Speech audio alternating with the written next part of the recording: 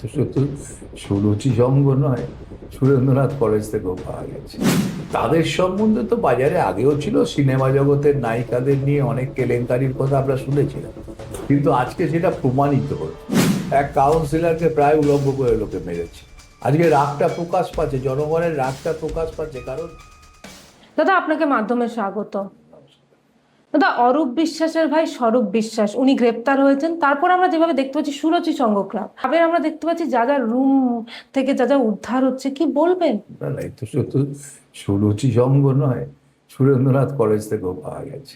সব থেকে বড় কথা হচ্ছে, তৃণমূলের যে অফিসই খোলা হচ্ছে, টাকা পাওয়া যাচ্ছে, ত্রাণের জিনিস পাওয়া যাচ্ছে, তার সঙ্গে প্রায় বেশিরভাগ জায়গাতেই এসি রেস্টরুম পাওয়া যাচ্ছে, এবং সেখানে আর যা পাওয়া যাচ্ছে তারা বোঝা যাচ্ছে যে সেখানে মহিলাদের কিভাবে কি ব্যবহার করে।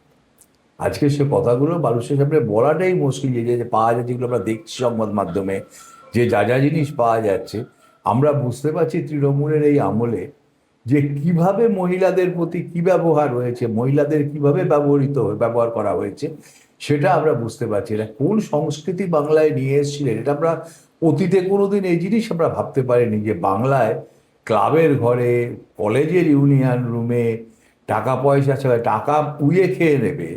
টাকা গরিব মানুষ খেতে পাচ্ছে না, সেখানে টাকা উড়িয়ে খাচ্ছে লাখ লাখ টাকা। তার সঙ্গে যে সমস্ত সামগ্রী পাওয়া যাচ্ছে, কলেজের বা ক্লাবের মহিলারা গেলে তাদের সঙ্গে কি ব্যবহার হতো, কি হতো, আছে বুঝতে পারছি। আমরা ভাবতে পারছি না যে কোন জায়গাতে বাংলাকে নিয়ে গেছিলেন মমতা ব্যানার্জি এবং তার ভাইরা। আজকে তার জন্য এগুলো পেয়ে মানুষ অবাক হয়ে যাচ্ছে, যে এটা কোথায় এলাম আমরা, এটা কোন জগতে এলাম আমরা আমরা ভাবতে পারছি না। সুরুচি সংঘ দুর্গাপুজো নিয়ে আমরা দেখেছি বিশাল বড় একটা নাম, তার কাটতো পরিচিতি, সেক্ষেত্রে সেই ক্লাবের এই মানে এই ধরনের অনৈতিক কাজকর্ম এটা সুরুচির সঙ্গ, আমরা বড় পুজো দেখতে যেতাম, হুম, আনন্দ সব ঠিক আছে, কিন্তু যারা পুজোটাকে পরিচালনা হুম। করেছেন, নেতৃত্ব দিয়েছেন, তাদের সম্বন্ধে তো বাজারে আগেও ছিল, সিনেমা জগতের নায়িকাদের নিয়ে অনেক কেলেঙ্কারির কথা আমরা শুনেছিলাম, কিন্তু আজকে সেটা প্রমাণিত হলো। আজকে সব থেকে বড় কথা হচ্ছে, ক্লাবের ঘর থেকে যা যা পাওয়া গেছে, এবং সেখানে যে যে কথাগুলো বলা হতো যে চলচ্চিত্র হুম। শিল্পীদের ঠিক মতো মানে ভয় পয়সা দাও, নালে তোমাকে কাটমানির দাও, অভিযোগ হ্যাঁ উঠছে। বলে পয়সা বা নাহলে তোমাকে যে কোনো একটা দিতে হবে, সেটা দিলে না দিলে পরে তুমি সুযোগ পাবে না।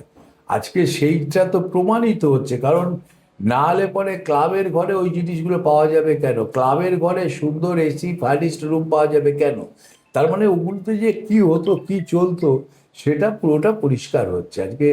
সব মানে বাংলায় থেকে দুর্গাপুজোর নাম করে, ক্লাবের নাম করে যে যে কাজ চলতো, সেটা মানে ভাবা যাচ্ছে না যে কোনখানে এরা নিয়ে গেছিল। এই লোকগুলোর চরমতম শাস্তি হওয়া দরকার, এই লোকগুলোর চরমতম শাস্তি হওয়া দরকার।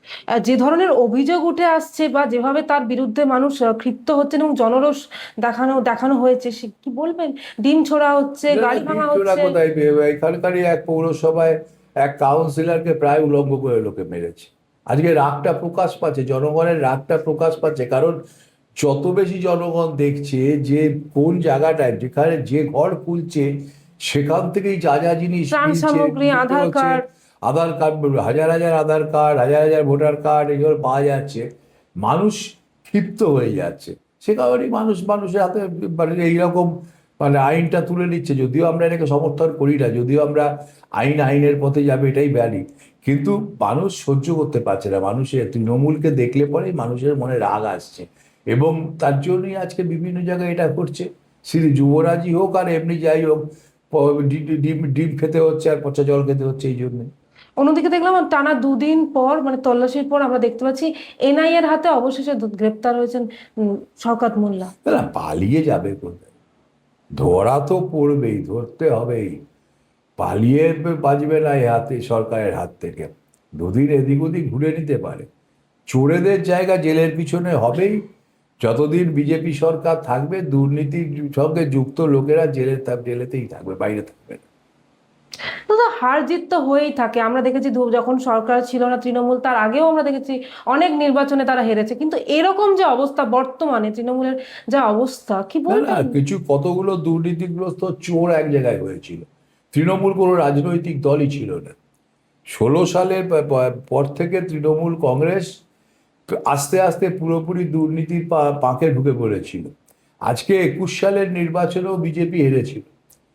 যারা বাংলা জুড়ে অত্যাচার হয়েছিল, আমাদের বিজেপির কর্মীরা খুন হয়েছে, বিজেপির কর্মীদের স্ত্রীরা ধর্ষিতা হয়েছেন, তারপরও কিন্তু বিজেপির কর্মীরা রাস্তায় ছিল। শুভেন্দু অধিকারী, দিলীপ ঘোষরা রাস্তায় আক্রান্ত হয়েছেন, তারা যখন রাস্তায় ঘুরেছেন, কিন্তু তবুও সংখ্যায় কম হলেও বিজেপি কর্মীরা তাদের সঙ্গে ছিল।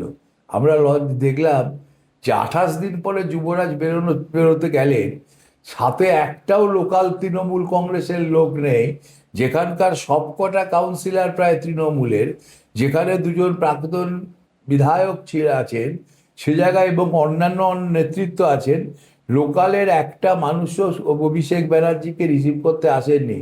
কলকাতা থেকে যে কজনকে নিয়ে গেছিলেন তারা, আর স্থানীয় মানুষ এসেছিলেন ডিম ছুটতে। আজকে এইটা হলো কেন?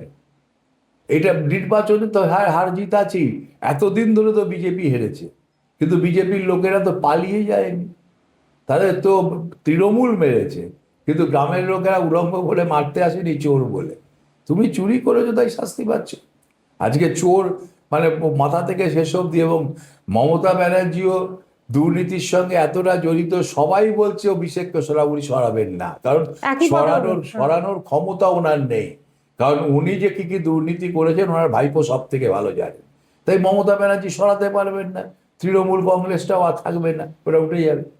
ফিরহাদ হাকিম তিনি তো পদত্যাগ করলেন, সে না করে যাবে কোথায়?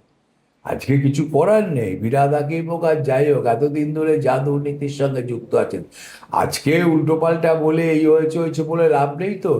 এতদিন চুরি করেছো ভাই, বিপ্লবটা আগে করোনি কেন? বিপ্লবটা যদি নির্বাচনের আগে করতে, যারা যারা নির্বাচনের আগে বিপ্লব করেছে তাদের স্যালুট জানাবো, কিন্তু যারা নির্বাচন অবধি সব কিছু পেলে হেরে যাওয়ার পরের দিন তাদের সমস্ত খুলে গেল, বিরাট সব কথাবার্তা বলতে, এগুলো বলে লাভ নেই। তুমি চুরির সঙ্গে পুরোটাই ছিলে, তুমি কথা বলতে পারোনি, অমুক পারোনি বলে লাভ নেই। চুরি করে সব কিছু করার পর, ভোগ হয়ে যাবার পর এখন বিপ্লব করতে এসছো, মানুষ তোমাকে সেরকমই দেখবে। দিকে দিকে শুধু কলকাতা বা শহরতলি নয়, জেলায় জেলায় যেভাবে তৃণমূলের ভাঙন আমরা দেখতে পাচ্ছি, বিভিন্ন পৌরসভা থেকে শুরু করে জেলা পরিষদ, একে একে তৃণমূল নেতারা পদত্যাগ করছেন। করবে তো, এরা তো তৃণমূলটা করেছে ধান্দাবাজি করতে, এরা তো রাজনীতিটা করেছে চুরি করতে।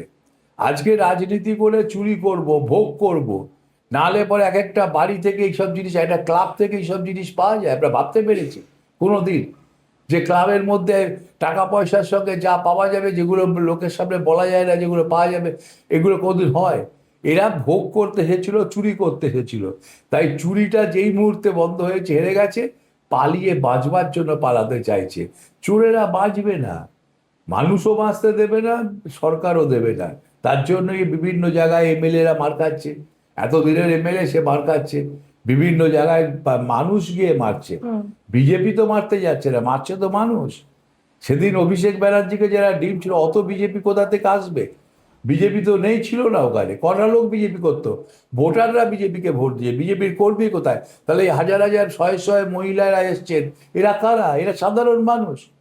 এরা এতদিন অত্যাচারিত হয়েছে, সুযোগ পেয়েছে এবং বুঝেছে যে সরকারটা এসছে, সরকারটা দুর্নীতির বিরুদ্ধে লড়তে এসছে, এরা সব প্রাণ খুলে তাই রাস্তায় নেমে মানুষের মানে এই চোরেদের বিরুদ্ধে আওয়াজ তুলছে।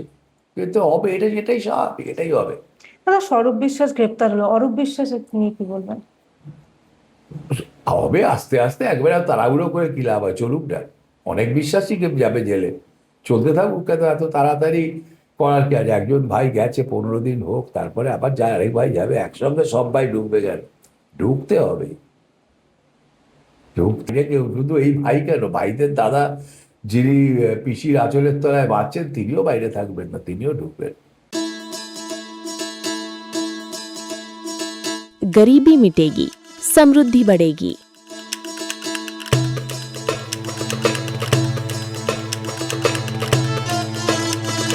यही संकल्प है प्रधानमंत्री नरेंद्र मोदी जी और मुख्यमंत्री मोहन यादव का।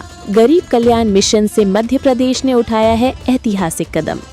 संबल 2.0 के तहत 1.75 करोड़ श्रमिकों का पंजीयन और गिग वर्कर्स भी अब लाभान्वित। हजारों श्रमिक परिवारों को 224 करोड़ का भुगतान।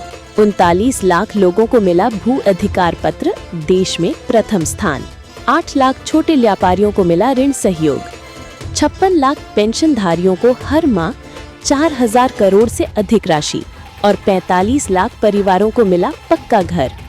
अब हर नागरिक की सुविधा के लिए शुरू होगी मुख्यमंत्री सुगम परिवहन सेवा।